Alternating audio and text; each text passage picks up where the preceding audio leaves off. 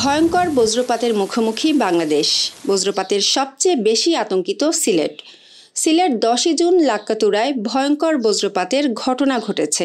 এতে আগুন লেগে 9টি দোকান ও 4টি সিএনজি চালিত অটোরিকশা আগুনে পুড়ে ছাই হয়ে যায়।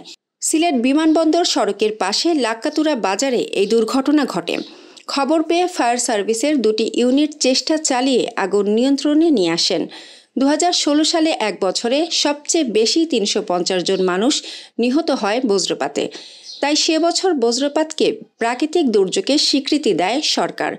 ঢাকা বিশ্ববিদ্যালয়ের disaster science and climate resilience বিভাগের এক গবেষণায় বলা হয়েছে, বজ্রপাতে যারা মারা যাচ্ছেন তাদের 93% গ্রামের বাসিন্দা। তারা মূলত কৃষিকাজে যুক্ত। এক দশকে 3004 জনের মৃত্যু, গত আড়াই মাসে মৃত্যু হয়েছে 98 জন।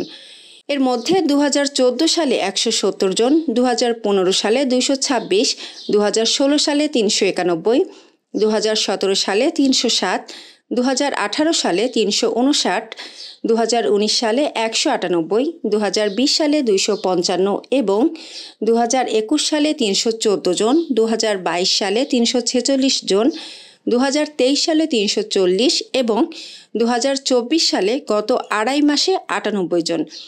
সিলেট অঞ্চলে বজ্রপাতের মৃত্যুর মিছিল বেড়েই চলছে। কখনো বৃষ্টির সঙ্গে, আবার কখনো বৃষ্টি ছাড়াই বজ্রপাত হচ্ছে।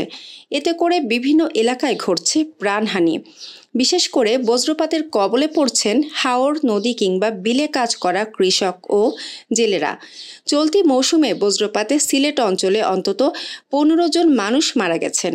এদিকে কখনো কখনো ঘটছে বিচিত্র ঘটনাও। আকাশে মেঘ নেই, প্রখর রোদের মধ্যেও হচ্ছে বজ্রপাত।